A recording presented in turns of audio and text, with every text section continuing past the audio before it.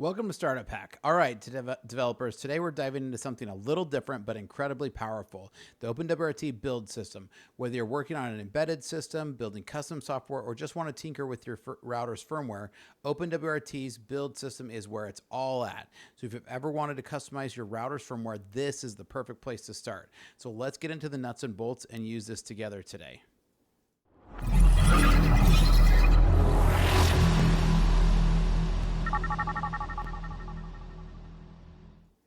All right, so welcome to Startup Hack. I'm Spencer Thomason, and here at Startup Hack, we'd love to train software developers in our licensed coding boot camps and to build custom software solutions for people. So I've worked as a fractional CTO with over a decade of executive leadership and a solid 25 years in software development. I've mastered the art of transforming technology teams and products. All right, so today what we're going to do is dive into the OpenWRT build system and talk now why should you care about OpenWRT and what this build system is. So when OpenWRT is an open source firmware for routers and embedded devices that gives you complete control over your network gear. But if you want to do anything advanced like building your own packages, adding custom features, or even creating fully customized firmware images, you're going to need to understand the build system. Today, we're going to cover the basics of how to use OpenWRT build system. Now, this isn't just about downloading some pre-built firmwares and slapping it on your router and calling it a day. We're going to talk about building everything from scratch. This will give you the flexibility to customize your firmware, choose the right packages, and even optimize for performance. So in short, you're going to be turning your router into a beast. Now, this may sound intimidating, but don't worry. I'm here to walk you through the steps the whole way. And and as we go through this, if you run into any problems, make sure you hit us up at startuphack.com/Spencer. We're happy to try to help you out. So make sure to hit us up. Now, one of the things that we're going to cover today is we're going to work on preparing the build environment. We'll download the OpenWRT code. We're going to add some packages. We're going to select the hardware. Then in doing this, you're going to use the make menu config. We're going to build the code, and then we're going to get the firmware, which is, unless you know where to look, kind of tricky. And then we're going to take that firmware and flash the router. Now, we do have a router kit that is a great option for those of you who may not already have a router. It's truly almost free. It's $19.99. We have hundreds of these sitting over in the corner because we've used them for Clean Router. I'm the founder of Clean Router, which is a router that filters the internet for parents. So if you're a parent, you need a router that filters the internet, go check out cleanrouter.com. Don't worry, we're not using these. These are super old routers. But make sure that but if you need a router to hack on, this is a great way to get started. So the very first thing that you're going to need as you dive into this is you're going to need a build environment. Now, rather than run Linux myself on the bare metal, because a lot of times running Windows Linux server can be a little tricky. So unless you have a Linux environment laying around, which not everyone does, then this is going to be we're going to give you a great, easy way to set up a Linux build system on absolutely anything. And we're going to start from scratch. So the very first step that you want to do is go download VirtualBox, right? So go download VirtualBox, and if you haven't downloaded that yet, then go download that right now and get it installed, and you can pause the video right there. All right, so I'm going to assume now at this point of the video that you have VirtualBox installed. Now, what you're going to need is you're going to need the latest version of Ubuntu server. And so the tutorial we're going to go through today is going to use the latest 2404.1 as the time of this recording. And if you hit on this, it'll download it. And once you get that downloaded, so assuming that we have it downloaded here. Okay, so the first thing we're going to need to do now is get our VirtualBox environment set up here now. So I'm going to click New. We're going to say OpenWRT Build, right? I'm old school, so I don't like spaces, so I'm definitely not going to use anything in users. I'm going to go to another drive here that I have because I have a folder set up here on the other drive called VHD. So you can see it's a good short path with no spaces in it because I'm super old school. Select that. We're going to select this ISO, which I downloaded, right? We downloaded this from the Linux Live, so I'm going to grab that. You notice it automatically recognized that it was Linux, Ubuntu 64. I would highly recommend, if you're following this video, this tutorial, to just follow along and grab whatever the latest version of Ubuntu is. Now, for the unintended install, I'm going to use, we're just going to use Spencer, and I'm going to use a password that I'm not going to tell everybody here, which is fine because then I'll remember it. And we'll leave the host name fine. That's fine. All the rest of these are fine. Now, on this, I'm going to definitely turn up some of my specs here. I think 4 gigs should be plenty to build with. You don't use a ton of memory while you're building, but what you do use a ton of is CPU. So I would definitely wouldn't build with anything less than 2 core, but we're going to go ahead and give this one 4. I'm not going to be doing a whole lot on the system while it's building. Now, the next one that's really important here is this one here, right? So it's going to go ahead and use a VDI. I don't know that there's necessarily a huge difference. I think there's a lot of opinion out there about VDI versus VHD. And I think it's, VHD is an old one, but I'm just going to leave your VirtualBox disk image. But checking this box is super important. You're going to need a ton of space when you're building. So you're definitely going to need to build onto a drive where there's a lot of space. So I'm going to give this about 64 gigs of disk space here. Again, it's going to automatically default to that same folder, but hitting this box as I pre-allocate the full size. This is really important because I've had some problems with Linux not resizing correctly, and as you build, you're going to use a ton of disk space. So I'm going to go ahead and check that because I think that's really important. Now, those are the last of them here. Looks like it's angry at me for something here. So looks like all that's happy. So let's see here. So it's not happy about my host name for some reason. Oh, it doesn't like my underscore on the host name. So we can just say OpenWRT Build for my host name. Now, everything else checks out, and I'm going to hit finish. Now, what this is going to do then is VirtualBox is going to start creating the medium. And what it's doing is it's actually allocating the space for the hard drive for the VDI. Now, this is really important because it needs to actually go and allocate all of this. This is going to take a little while, so I'm going to pause this, and this might be a great time to go grab a bite to eat, a drink, or, play a quick game, quick round of something, whatever you're playing. Okay, once that's done, you'll see that it will shift over to say, so you might actually run into the same problem. I had to actually go into my BIOS and enable VT-X, right, VTX for my particular system. So I hadn't run this yet on this system. I'd done all my testing on another system actually. So once I did that, because this thing had aborted and failed, after that, now that I've got all the processors, this guy can power up, and you're going to see this thing powering up the VM, right? And you're going to see your VM is going to pop up, and it's going to start to run. So in this case, I want to actually try or install. I think it will run headless. We'll see here in just a second. So you're going to see it boot up and keep running. So now you can see it trying. So I'm going to let it get to a spot where we're going to do something here, and let's see what it does. So you'll see a whole bunch of stuff flash through. This is where it's now starting to do the headless install of Ubuntu.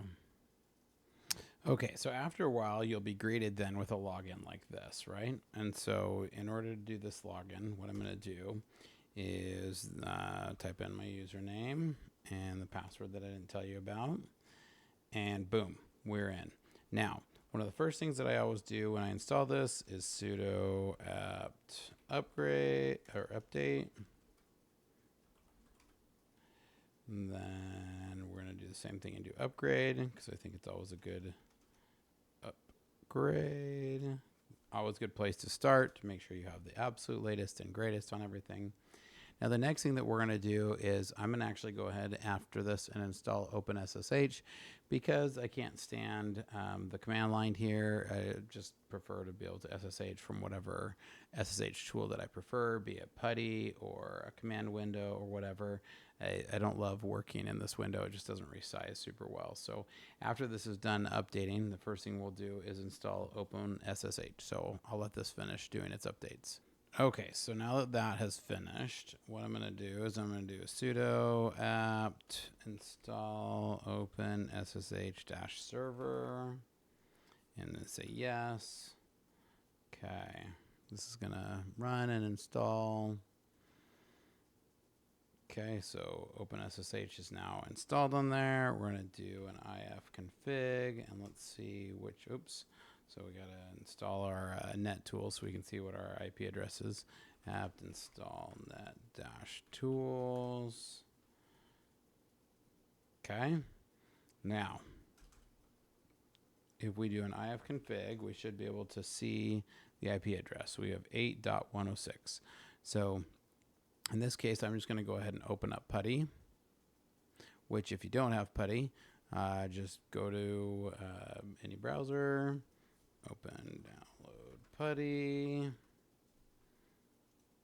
Should be this top one. We're going to download PuTTY. And we want to download according to whatever your system is. So we're going to go here, download PuTTY and install it, because this is going to be kind of our bread and butter here now. Run through your installs next. Let it install PuTTY for you. Okay, so we finished installing PuTTY. So now we can open up PuTTY, and I'll drag it over here for you because we need to connect. So we need to connect to 192.168. In my case, it's 8. Whoop. Probably helps if I can.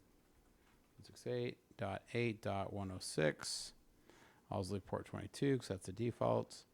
And so this popped up a screen that looks like this. You say accept. Now you type in your credentials. Oops, that's the wrong one. Typed in my wrong credentials.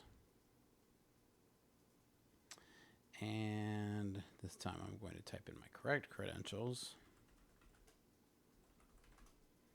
And voila, we now have a server up and running. So now the nice part about this is you can take your virtual box that's running, you can minimize it so we don't have to do that. You can close that, and so the virtual box is still running in the background.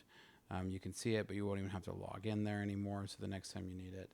Now, everything we can do from here for our build, we can now do from right from this. So we're going to now say, so next step we're going to do is now we have, let's run through our steps that we were going to do. So our build environment is almost ready, and then but we have one last step that we need to do before our build environment can be totally ready. So we're going to head on over to the OpenWRT forum. I'm going to put the link in here, but just in case you need to find it, it's just OpenWRT. I think you just say build systems, and it's this one. This is the wiki for OpenWRT, and so we're going to be referencing this, so it's good to know where to go and get it, right? And so there's the build systems and the build system setup. So we're going to need both of these two links here. So this top link here, build system setup, right? This is the next one that we need because these are important. So you can see a lot of different ones, different packages and things, and for a lot of different distributions. We're actually using Ubuntu, so you can see modernized set for the Ubuntu. So this is an important one because it was updated just recently. So I'm going to grab this set here because this is that update. So I'm gonna you can just copy this, and now into our PuTTY window, we can paste that and type in your password. Oops, if you type in your password correctly, and let it fly. Now this is going to install all of the build tools that you're going to need for OpenWRT. And so it's really important to get the right versions on those. So that's why copy and pasting and staying up to date with those is really important. So I'm going to let this run, and then I'll be right back. Okay, so now that we've got all of the build tool installed, and you can see that these finished up here, right? So we have, so all of our build system is now configured. So we are ready to download the code. So if we go back to OpenWRT here, you can see on the build system usage, I always make sure that I copy and paste directly from these. So we're going to do our git clone because git should now be installed with everything. And we're going to go ahead and do that and clone our OpenWRT folder here. So now this will take just a minute to clone. So it's going to reach out and clone this public repository and pull down the latest OpenWRT build system. So I'll pause this while it runs through that again. Okay, once you've pulled that down, then we're going to go back over here, right? We're going to go into this, and you shouldn't really have to do the pull again, but it suggests to, so we're going to go ahead and do that, right? So it says, cool, everything's up to date. That's good, which it should be since we just pulled it down. Now, we don't want to select a specific branch in this case. We're just going to go ahead and run off of whatever the bleeding edge is. Now these two are very important because it does pull down and grabs all of the latest package feeds. So let's go ahead and copy these two. I usually take these and like to put them into a single command. So I'll open Notepad or your favorite text editor, whatever that may be, and I will take a command like that one and put it into Notepad so that we can just add them with a semicolon, and that way it can run and you can issue one command and run both. I'm just kind of lazy that way, so I'm not sure. I guess if it errors it might, but so this is going to go and pull down and run the install on those packages. This will also take a little while, so I'm going to pause this while this one runs now, but it'll take a little bit. Okay, so now we've got those feeds installed. So we're making good, steady progress here. These are all the preliminaries. Now, this is the part that becomes the most important. And everything, all of these things are things you just do once. And if you get errors, you're going to have to Google around to figure out how to resolve some of those errors. So now, the most important thing here is we're going to type make menu config. Now, I'm going to go ahead and do this for those routers that I showed at the beginning of the video with the kit routers. This is where you're going to want to pick the specific router that you're going to be building for. This becomes critically important as you start to work for those routers. Now, it's going to take a minute when you do the make menu config. This is going to open up the menu config system for configuring the packages that you're going to use for your router. Okay, so you're now going to be greeted with a screen that looks like this. In my case, I'm going to actually leave this Atheros 87 ATH79 because, and so let's see here. So you can see that you can up and down arrow using your arrow keys, and then you select enter and we'll go into it. So in this case, I'm going to actually leave that because I'm actually going to be building for that system. Next, you're going to come in here and pick which router you want to do. In our case, because we're building for those Western Digitals, I'm going to scroll all the way down to our Western Digitals, and this is where you're just going to have to go in and find, and we're going to do these Western Digitals N750.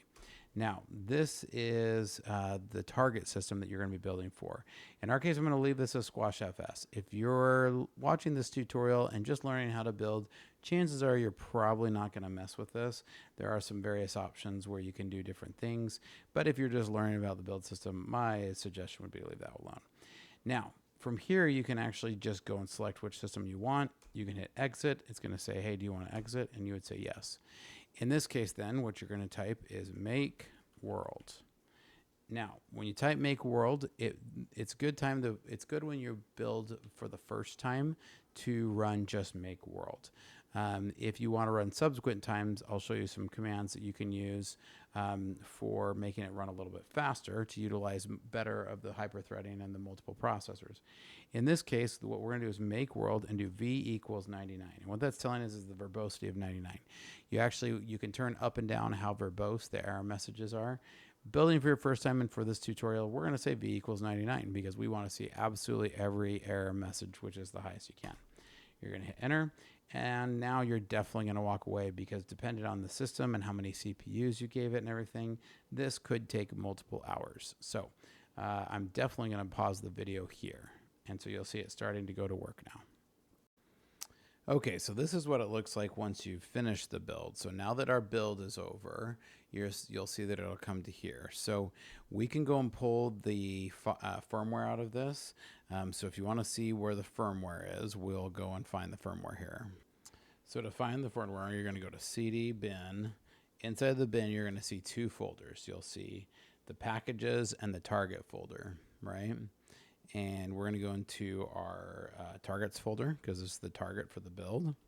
You'll see there's only one because we've only built one. So if you've built for more than one target, you'll see those targets in here. You're going to go into generic. Whoops, if I can type. Then we will go in, and then now you can see these various different files here, right? So we have the factory, which is if you're going to flash from the factory build, or the sys upgrade if you're going to build from the sys upgrade. Meaning the sys upgrade is going to be if you are flashing from OpenWRT. If you're flashing from your factory firmware, so the firmware that ships with the router, you're going to use this factory bin. And if not, then you're going to use this bin. Now, one of the next tricks that a lot of people are like, but I'm on a Windows machine, which is really common, right? So for that, we have a couple of different options. But I think the simplest one, and the one I'm going to show you here, is a way to use what's called WinSCP. So if you don't have WinSCP, time to go download it, and I'll show you that here. So if you search WinSCP download, you'll see the official WinSCP download site. You can click on the second link here. It's going to pop up. Don't hit all the other weird buttons, right? Hit this real download WinSCP. It'll take a second here. Don't click on any of the ads that pop up, as always. And that download should start. There it goes. So then your download runs. We're going to install WinSCP. Pretty much you're going to go, so if you get this prompt, you'll be for all users. We'll say yes to the admin. Next, we're just going to you're going to go through all these. I like to leave the typical installation here. I prefer the commander style window, and install WinSCP.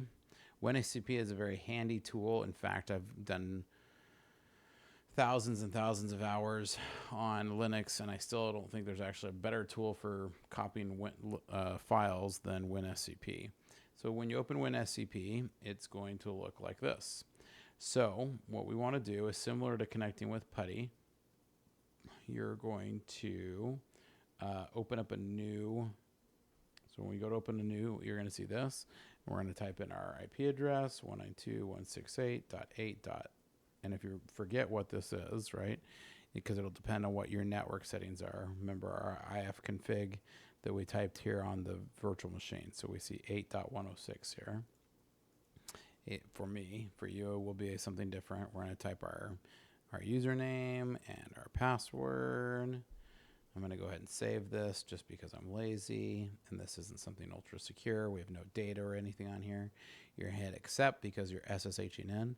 Now, I can go to that same path that we just talked about. So go to bin, targets, this, generic, and I'm going to create, I'm going to actually go to my desktop here, or I'm just going to go ahead and drop it in here.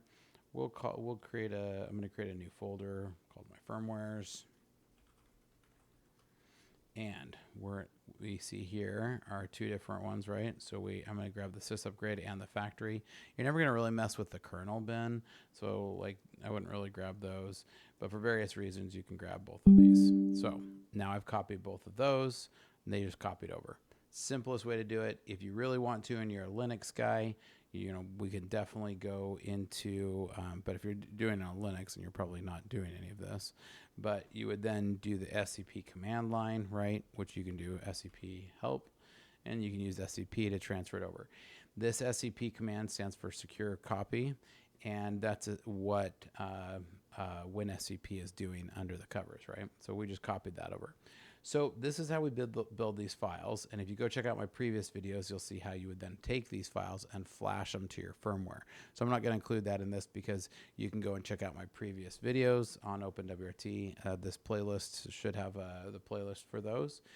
So next, the thing that I want to say is, okay, now let's say that we want to, so everything we did there didn't customize the build. We just took the build out of the box, right? So let's say that I want to go customize the build. Now, with OpenWRT, I don't know how many packages there are, probably tens of thousands of packages. And so when you go, so the ability to customize OpenWRT is its strength. And that's really why we do all of this, right? Is to be able to customize OpenWRT in the packages. So let's say that I just want to add, because I can't, as funny as it is, like I said, I've spent tens of thousands of hours developing on Linux, and I'm still a funny guy, and I really like Nano. So I prefer Nano over VI. Shoot me, I know. So you can hit the slash, the one with the question mark on it, and type Nano, and it'll actually tell you where this is. So this is under the core utilities, so base system core utilities.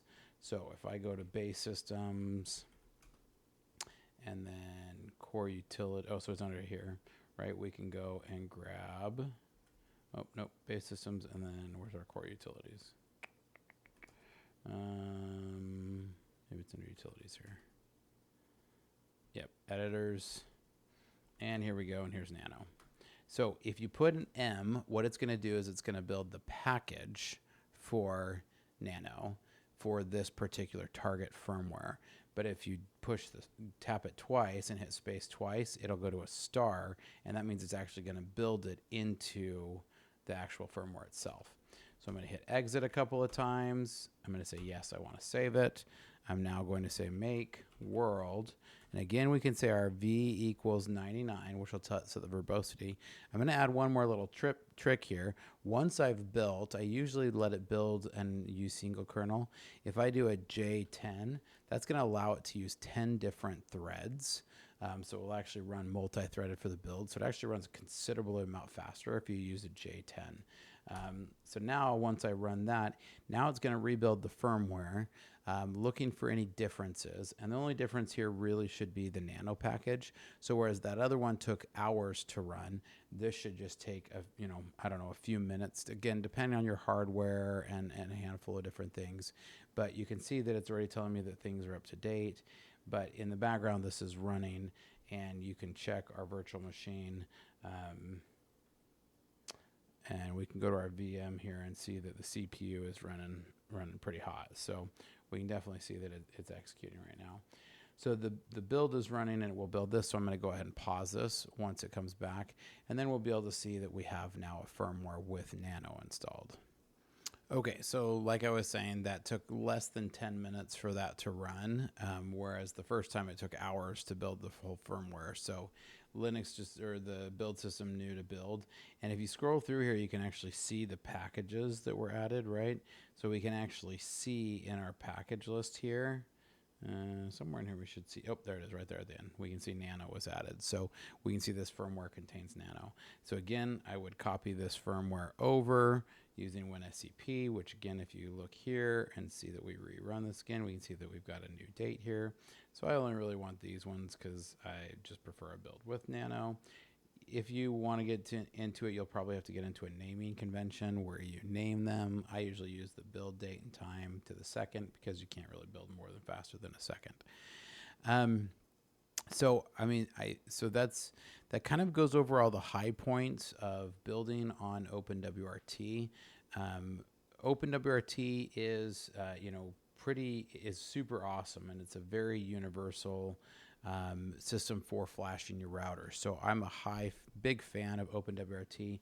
Even if you want to just learn Linux, because it's a single user system, it's a great way to start with building out to learn how to some of the basic commands on Linux. Now, I also have Linux crash courses, so make sure you go check out our previous code. If you're looking to build custom router firmware, we do a lot of custom router firmware builds for people. Again, hit us up at startupack.com/Spencer, and otherwise we will catch you guys next time. Make sure you like and subscribe to the channel because we bring you lots of great tutorials and tips that every developer should know. See you next time.